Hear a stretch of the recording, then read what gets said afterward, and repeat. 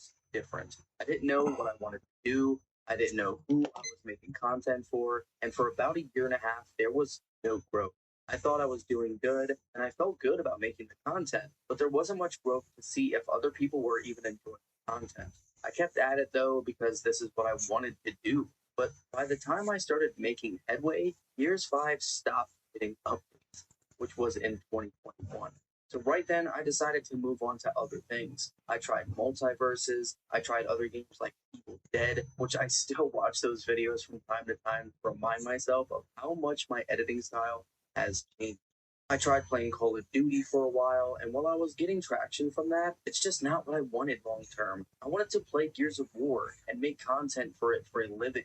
Gears is a game I can always come back to and enjoy from time to time. So for years after Gears 5 stopped getting updates, I decided to stick with it because I loved it. Even though I knew Gears 5 was a disappointment, I still wanted to see what could happen. So in June of 2023, I decided, fuck it, let's go all in Gears.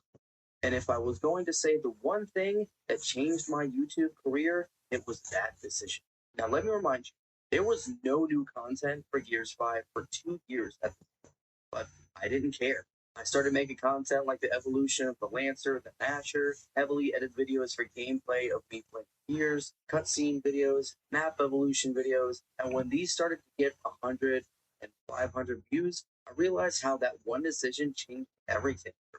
And I kept going. I started making comparison videos, specific scenes throughout the franchise, and even more gameplay videos. I was getting some traction after making content for over 2 years. Then there was one specific video that changed everything. 4 things that Gears 6 desperately. Now I know this one doesn't seem like a big hit, only having 2,000 views, but compared to my other videos, it was just my first ever discussion type video. And at the time, I didn't realize this was going to be a good video. I just wanted to talk about Gears of War after all this time. I kept making consistent gameplay videos and cutscenes for a while, but then there was a day that took my channel from 1,200 to 3,200 in a single month. The announcement of Gears of War Day.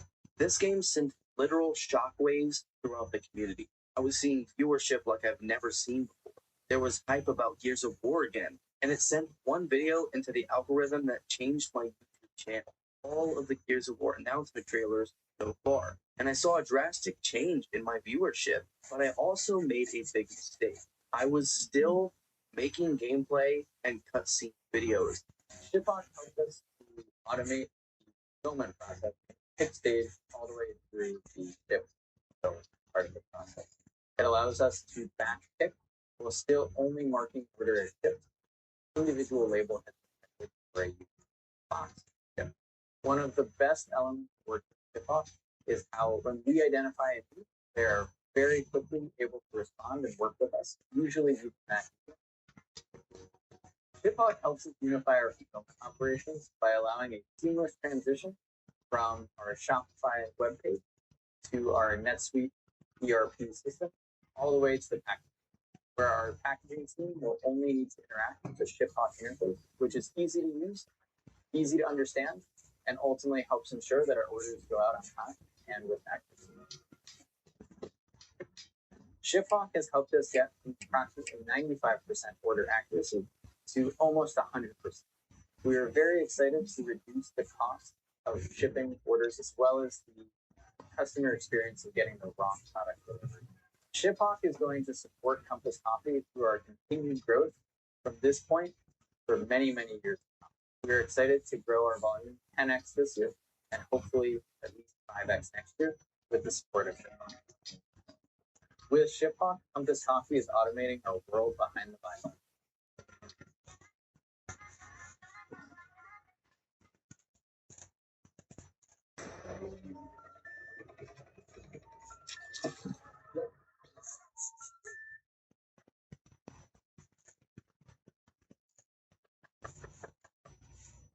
Hello? I had a little bit of a problem on the road. I was wondering if I could use your phone. Hello?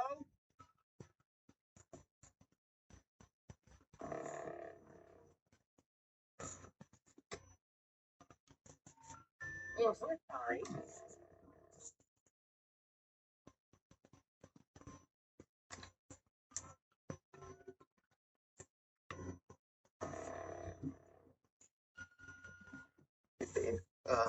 Look, I'm really sorry that we disconnected earlier, but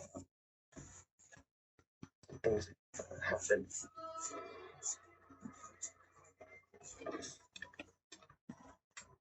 I'm in like a seriously messed up situation right now.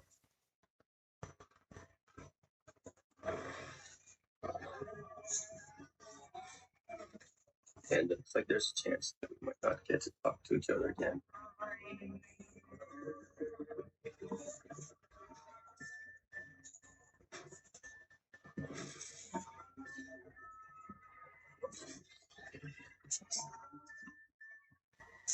I just wanted you to know.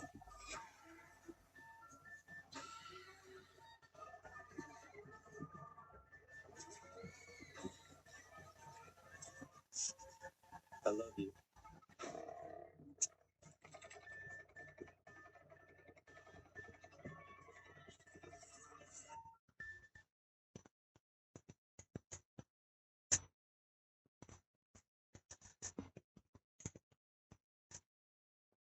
And shortly after I got monetized, I got demonetized after the whole quote unquote content not being natural, where you can't keep constantly uploading cutscenes but with no input throughout the video. After that, my YouTube basically got shadow banned for a little bit. I was getting 100 views again with over 3,000 subscribers.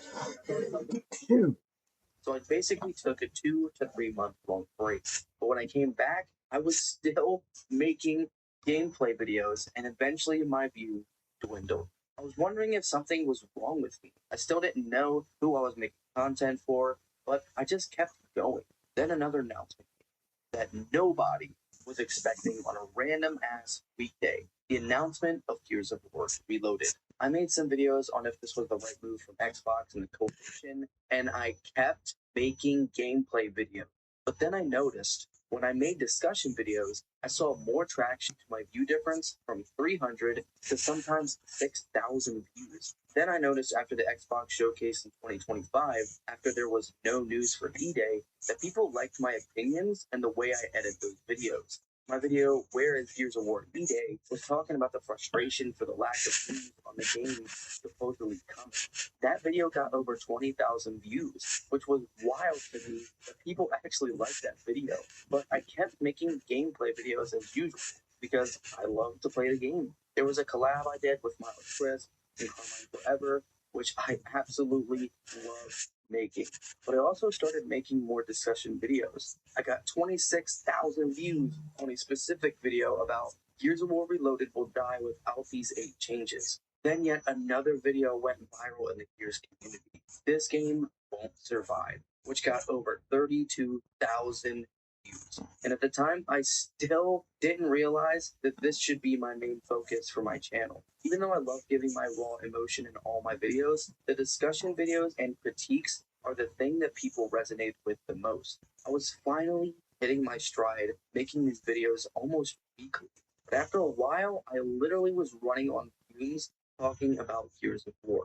Yeah, the viewership was awesome. The comments, the likes, the friends I meet, the community that has welcomed me with open arms.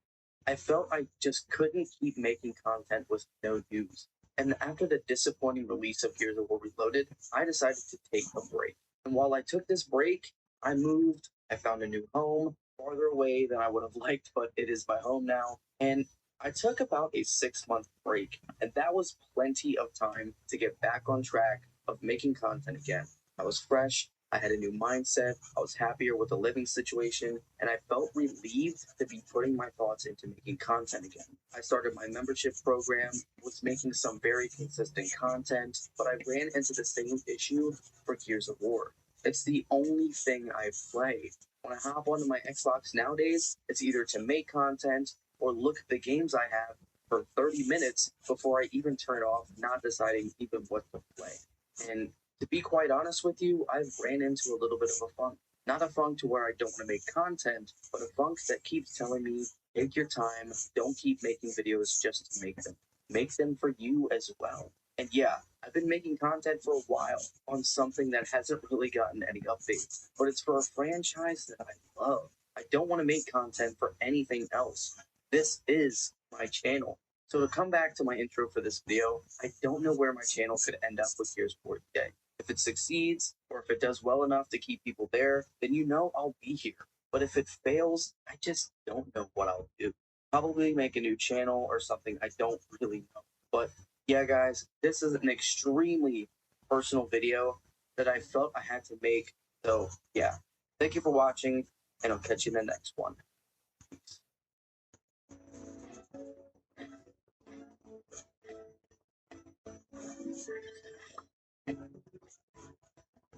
Cool.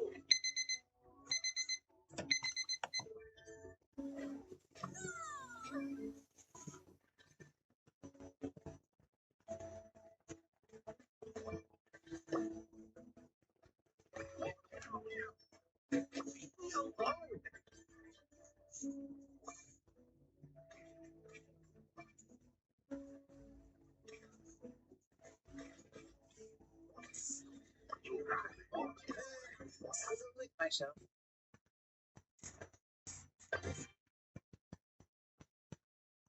At Syracuse University College of Law, you'll discover what it truly means to be a lawyer.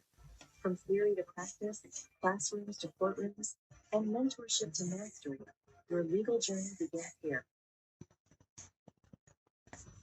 Gears of War 5, or Gears 5, was supposed to be the Gears game everyone was patiently waiting to see if the Coalition could improve their decent, albeit rocky beginning. Not counting Gears Ultimate as its remake, but Gears of War. If you didn't catch my critique of this game, then check it out right here before jumping into this video, then come back here. Don't worry, we'll wait for you. Y'all caught up? Great. Gears of War 4 was the start of the Coalition's work on the Gears franchise, wanting to secure the Gears fans by making sure they stayed true to normal Gears fashion by following similar story beats and just improving on modes we had already liked, like 4 3.0, while including a couple more modes in multiplayer. However, while the multiplayer felt relatively well to most of the Gears fan base, it was the story, its plot, and the characters that really split the fans up and turned a lot of people off. With the main cast that was really lacking in personality, except for JD to an extent, gameplay that did not move the needle enough to change the typical Gears of War campaign experience, and a story that was one long setup with little substance to hold the rest of the story up, Gears 4 was left with varying criticism once most people had finished the game prior to 2019. After seeing this pendant, the Gears community was left to speculate and build up so much hype coming up to Gears 5, anticipating how the Coalition might move the story forward and how they may shake up the gameplay, if at all, as the only thing they did before was that yank and execution across all gameplay. It was cool, but it did not move the needle very far to really switch it up with Gears, now with it being under new management and in a new trilogy. Rod said they had wanted to do Gears 4 in a way that gained the trust of longtime Gears fans because generally, when a game franchise swaps companies, people are usually upset when the new company implements new changes, one major example being 343 Industries. And we're all very aware of the truly superb job 343 did furthering the Halo series thus far. So Gears of War 4 was supposed to be their trial run to prove they could make a Gears of War game. And besides the complaints on the story and its characters, it did still feel like a Gears of War game, just a little shallow. So coming into Gears 5, they said they wanted to break and betray the expectations of longtime fans of the franchise, but enough in a balance to still keep us around with the changes that they make. So that's how I view Gears 5. Gears 4 was their trial game, and Gears 5 is the game they wanted to make the bigger changes and see how the Gears community would react to those changes. And, well, the reaction wasn't the greatest, at least certainly not at launch. Gears 5 was yet another addition to the AAA titles being released in such a poor state, so not only a disappointment from a longtime Gears head perspective, but also disappointing as we look at Microsoft or Xbox's titles. This will not turn into a console wars discussion, but PlayStation has had hits, even if people have their opinions on some of these games, like not having much progress in between the games, them feeling bloated, or there's 20 different remakes, etc., etc. They still have very successful mainstays of the platform. That is undeniable compared to Xbox. Xbox has managed to bungle every one of its exclusives so hard it's depressing on another level. Halo has fallen off very hard from its glory days, and Gears, while it's been an exclusive forever at Microsoft, have been more so under the radar when this series could have been as big as Halo or even as The Last of Us. Gears 4 should have been the game that propelled us up there. And since 4 didn't do it, I personally was hoping 5 would be able to do this. To show people that Gears is more than just a bloody dude bro shooter. It's got amazing lore, amazing gameplay, great characters, and a beautiful world. However, before it became such a trend of the past 4 years, kind of starting with Cyberpunk 2077, Gears 5 released heavily buggy. Crashes happened all the time. I had so many crashes when I was just playing through the campaign the first time back in 2019, and it took them a while to make these fixes, while some have managed to stay in the game indefinitely, as they stopped updating the game just 2 years into its life. Just 2 years. 2 years is how long we had to wait until Cyberpunk got recommended to get back into. They've got Gear 6 and E-Day now, so I'm sure those are factors into why they stopped. And they also mainly work on Unreal Engine 5, so I'm sure their time is very split, especially with how many layoffs we've seen over the past few years. It was just still super disappointing to see. I put so many hours in Gears 4. I was expecting to put the same amount into 5. They honestly could have just copy-pasted 4 onto 5, and I still would have played it. But they made changes. Most of these changes weren't even that bad. It just felt severely underdeveloped. Almost like all the recent games we've seen for the past 5 years appearing underdeveloped, even if they had good ideas to start with. Almost like they just rushed their games out to grab profits quicker and then say that they'll update after the fact. Nah, that can't be it. They did eventually make some updates later down the road, adding in more cosmetics, game modes, and multiplayer, changing how the awful battle pass system worked, and patched a few things in the campaign so there wouldn't be any crashes. But it feels like they did it a little too late. This will be a commentary and critical analysis of Gears 5.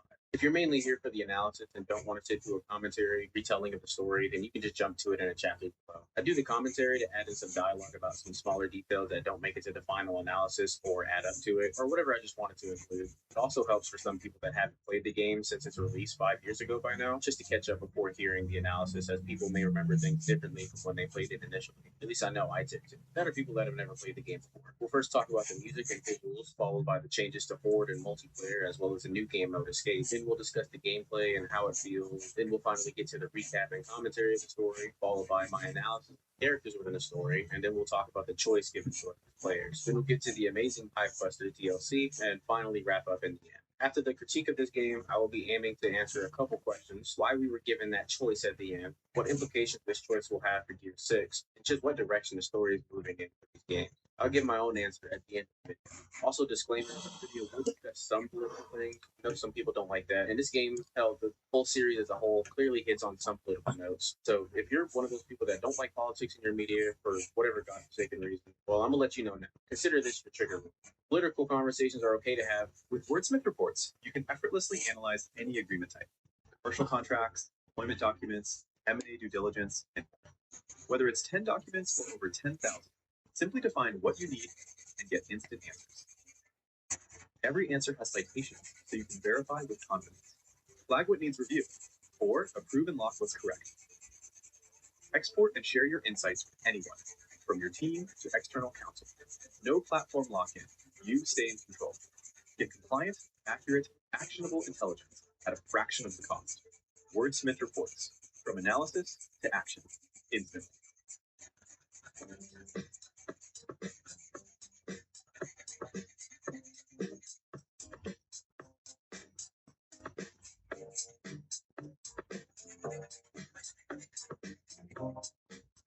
And I encourage you to have them in the comments, but if you're just going to be hateful or rude, take that shit somewhere else. And lastly, I played many of the game's cinematics throughout the video. You're free to skip them, but I felt like leaving them in because this game has pretty decent cutscenes, and it sometimes feels better to let them play rather than just describe it really quickly. But if you have your thoughts on it, like you feel like it's too much or whichever, let me know. It won't be like this for every video, but I'm just giving you a heads up. Gears games have always had scenic vistas and soundtracks that evoke so much emotion in every title. Even in the lesser acclaimed ones, there were at least a couple tracks and a few places in the game where you just have to stop and take it all in. This game may be one of the more visually appealing games on the Xbox next-gen console. When released on the Xbox One, Gears 5 was at 30 FPS for campaign and 60 for multiplayer. But now for the Series S and X the following year, both are able to reach 60 FPS, with X being able to reach 120 now, I believe, and on PC. I feel like every area in this game could be a high-quality wallpaper. The overrun foliage in Azura, the cold, icy regions of Mount Vidar, the dry red sandy dunes of Vastar, even the war-torn areas of New Avira, not to mention the Hive Cluster DLC as well. The lush green forest throughout Kahanu and the bright orange lava in the volcanic region